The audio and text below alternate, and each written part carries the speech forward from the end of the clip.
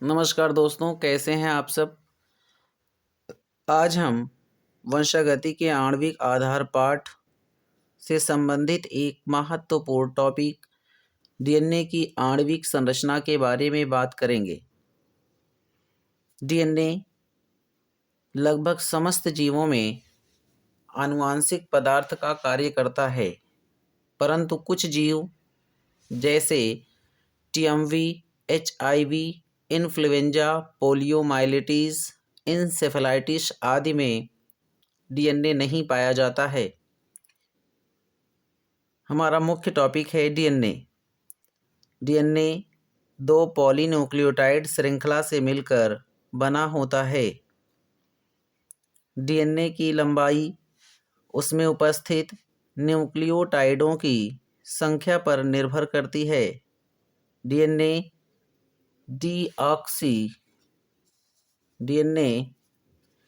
Deoxy ribonucleotide का लंबा बहुलक होता है।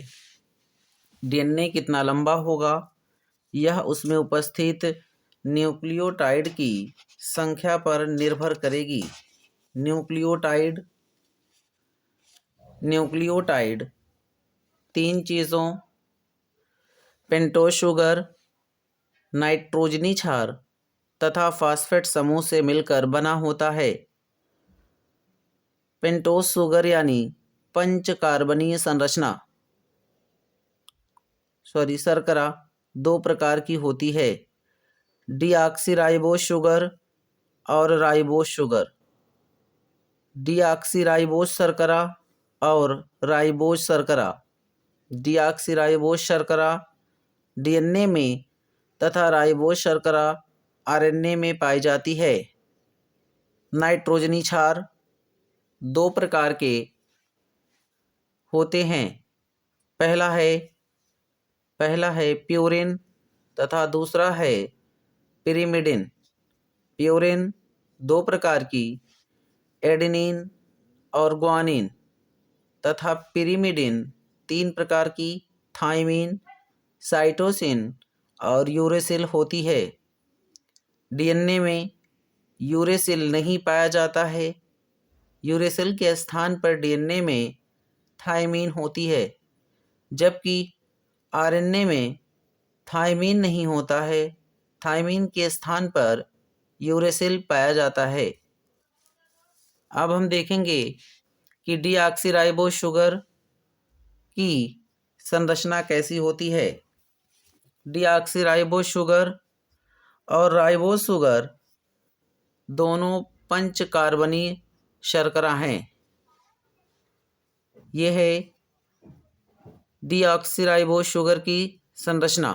डीऑक्सीराइबोज शुगर में पहले कार्बन पर हाइड्रॉक्सिल समूह, तीसरे कार्बन पर हाइड्रॉक्सिल समूह तथा 5वें कार्बन पर हाइड्रॉक्सिल समूह होता है, जबकि राइबोज शुगर भी एक पंचकार्बनीय शर्करा है। राइबोज शुगर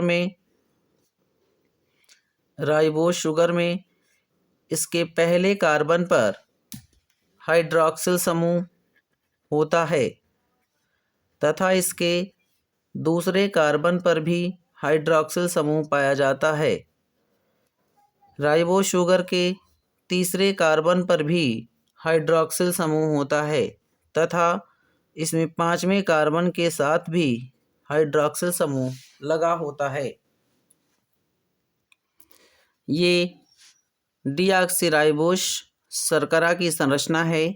ये राइबोज शर्करा की संरचना है। डीऑक्सीराइबोज शर्करा डीएनए में तथा राइबोज शर्करा आरएनए में पाई जाती है। अब हम देखेंगे कि न्यूक्लियोटाइड किस प्रकार से डीएनए का संगठन करता है। हम समझते हैं कि न्यूक्लियोटाइड की संरचना कैसी होती है। अब हम देखेंगे न्यूक्लियोटाइड की संरचना। जैसा कि बताया है हमने कि न्यूक्लियोटाइड 3 चीज़ों से मिलकर बनती है। पहला है आपका पेंटोज शुगर, दूसरा है फास्फेट समूह और तीसरा है नाइट्रोजनी क्षार। न्यूक्लियोटाइड 3 चीज़ों पेंटोज शुगर, फास्फेट समूह तथा नाइट्रोजनी क्षार से मिलकर बनी होती है। न्यूक्लियोटाइड में पेंटोज शर्करा के पहले कार्बन से हाइड्रॉक्सिल समूह को हटाकर इसके स्थान पर नाइट्रोजनी क्षार जुड़ता है। नाइट्रोजनी क्षार जुड़ता है। हमेशा ध्यान रखिएगा बच्चों,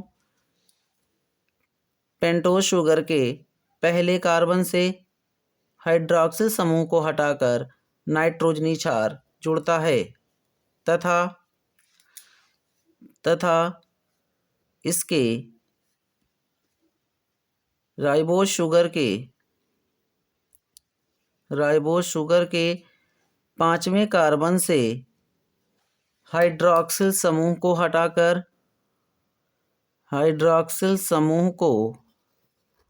हटाकर इसके साथ फास्फेट समूह जुड़ता है। तो ये हमारी संरचना हो गई न्यूक्लियोटाइड की। हमने देखा न्यूक्लियोटाइड में नाइट्रोजनी क्षार, पेंटोज शुगर तथा फास्फेट समूह पाए जाते हैं। एक न्यूक्लियोटाइड दूसरे न्यूक्लियोसाइड से जुड़कर लगातार डीएनए का संश्लेषण करता है।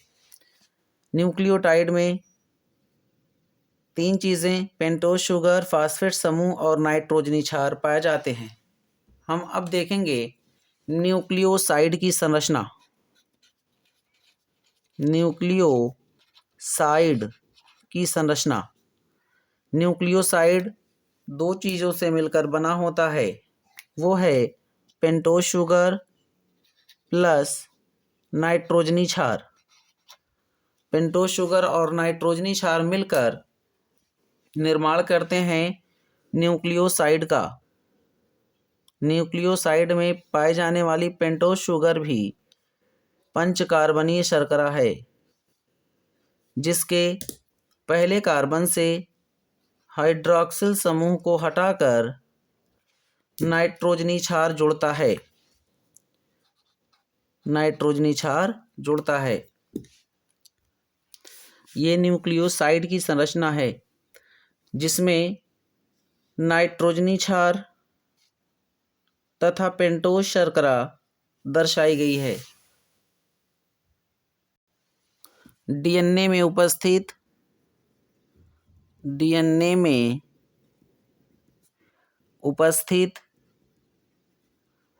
डीऑक्सीराइबोन्यूक्लियोटाइड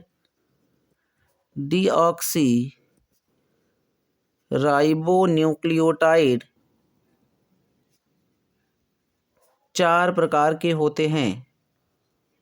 4 प्रकार के होते हैं। डीएनए में 4 प्रकार के न्यूक्लियोटाइड पाए जाते हैं।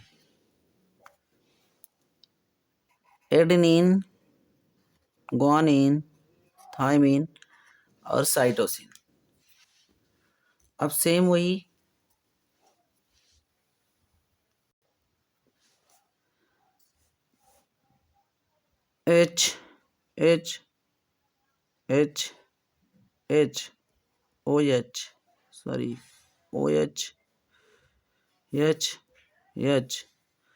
CH2। मैंने पहले ही बताया है कि पेंटोज शर्करा के 5वें कार्बन से हाइड्रॉक्सिल समूह को हटाकर फास्फेट समूह जुड़ता है तथा पहले कार्बन से हाइड्रॉक्सिल समूह को हटाकर नाइट्रोजनी क्षार जुड़ता है। पेंटोज शर्करा के पहले कार्बन से हाइड्रॉक्सिल समूह को हटाकर नाइट्रोजनी क्षार जुड़ गया तथा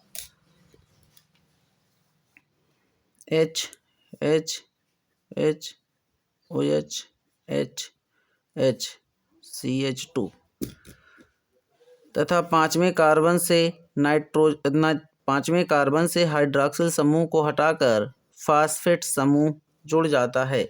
इसी तरह से चारों न्यूक्लियोटाइड बनते हैं। ये 4 प्रकार के न्यूक्लियोटाइड हैं। यही चारों प्रकार के न्यूक्लियोटाइड आपस में मिलकर डीएनए का निर्माण करते हैं।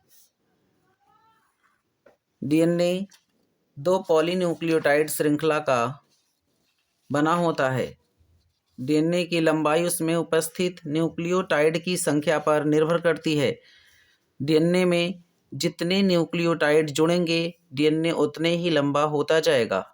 डीएनए की मूल संरचना इन्हीं 4 न्यूक्लियोटाइडों से मिलकर होती है। यही चारों न्यूक्लियोटाइड आपस में एक दूसरे के साथ मिलकर डीएनए की श्रृंखला का निर्माण करते हैं। एक न्यूक्लियोटाइड के तीसरे कार्बन से हाइड्रॉक्सिल समूह को हटाकर दूसरे न्यूक्लियोटाइड का फास्फेट समूह जुड़ता है। बच्चों ध्यान रखना, एक न्यूक्लियोटाइड के तीसरे कार्बन से हाइड्रॉक्सिल समूह को हटाकर दूसरे न्यूक्लियोटाइड का फास्फेट समूह जुड़ता है। यही प्रक्रिया निरंतर आगे की तरफ चलती जाएगी। ये 2 न्यूक्लियोटाइड पेंटोज शुगर के पहले कार्बन से नाइट्रोजनी क्षार तथा 5वें कार्बन से फास्फेट समूह जुड़ता है। डीएनए की श्रृंखला के क्रमबद्ध होने के चक्र में एक न्यूक्लियोटाइड के तीसरे कार्बन से हाइड्रॉक्सिल समूह को हटाकर दूसरे न्यूक्लियोटाइड का फास्फेट समूह जुड़ता है। एक न्यूक्लियोटाइड के तीसरे कार्बन से हाइड्रॉक्सिल समूह को हटाकर दूसरे न्यूक्लियोटाइड का फास्फेट समूह जुड़ता है। फिर वही प्रक्रिया, एक न्यूक्लियोटाइड के तीसरे कार्बन से हाइड्रॉक्सिल समूह को हटाकर दूसरे न्यूक्लियोटाइड का फास्फेट समूह जुड़ता है। तो इस प्रकार से आगे की तरफ जितने भी आप संख्या में न्यूक्लियोटाइड को जोड़ना चाहे जोड़ सकते हैं। तो यहाँ पर लिमिटेड स्पेस है, इसलिए बच्चों हम चारों न्यूक्लियोटाइडों को आपको एक साथ दिखाकर डीएनए की आणविक संरचना को समझाते हैं। डीएनए का एक न्यूक्लियोटाइड, दूसरा न्यूक्लियोटाइड, फिर तीसरा न्यूक्लियोटाइड और चौथा न्यूक्लियोटाइड, जिसमें क्रमशः साइटोसिन, थाइमीन, ग्वानिन और एडेनिन नाइट्रोजनी क्षार जुड़े हुए हैं। यही चारों न्यूक्लियोटाइड डीएनए का निर्माण करते हैं। डीएनए की ये पहली श्रृंखला है तथा ये डीएनए की दूसरी श्रृंखला है। पहली श्रृंखला में जो आपका पेंटोज शुगर है वो यहाँ पर उल्टा हो जाएगा और इसकी काउंटिंग कार्बन की इधर से करेंगे। पहला कार्बन, दूसरा कार्बन, तीसरा कार्बन, चौथा कार्बन और 5वां कार्बन। एडेनिन के सामने सदैव थाइमीन होता है। एडेनिन के साथ सदैव थाइमीन होता है। Hydrogen, hydrogen, hydrogen, hydrogen, hydroxyl समूह HCH2। अब यहाँ पर फास्फेट समूह जुड़ जाएगा। यहाँ पर लगा होगा हाइड्रोक्सिल समूह। अब यहाँ ग्वानिन है तो ग्वानिन के सामने साइटोसिन, फिर सेम चीज़ हाइड्रोजन, हाइड्रोजन, हाइड्रोजन। अब फिर एक न्यूक्लियोटाइड के तीसरे कार्बन से हाइड्रॉक्सिल समूह को हटाकर फास्फेट समूह जुड़ता है। Hydrogen CH2। फिर यहाँ पर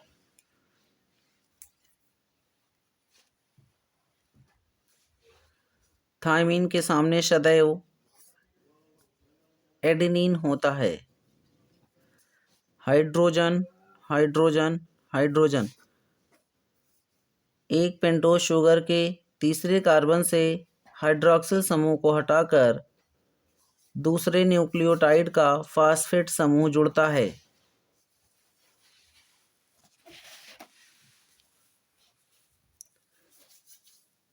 अब साइटोसिन है तो साइटोसिन के सामने सदैव ग्वानिन होता है। फिर सेम प्रक्रिया, हाइड्रोजन हाइड्रोजन हाइड्रोजन हाइड्रोक्सिल समूह, हाइड्रोजन हाइड्रोजन CH2, इसके साथ जुड़ेगा फास्फेट समूह। बच्चों, एक न्यूक्लियोटाइड के तीसरे कार्बन से हाइड्रोक्सिल समूह को हटाकर दूसरे न्यूक्लियोटाइड का फास्फेट समूह जुड़ता है। इस प्रकार DNA हमारा ये डबल हेलिक्स संरचना में तैयार हो गया है।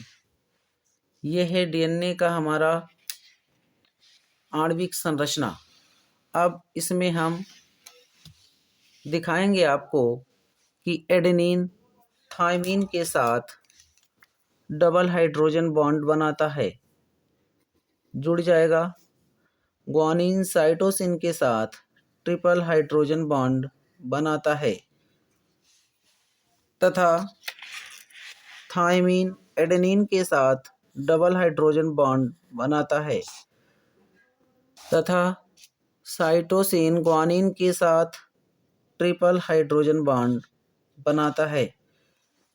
अब DNA की ये डबल हेलिक्स संरचना, द्विकुंडलित संरचना तैयार है।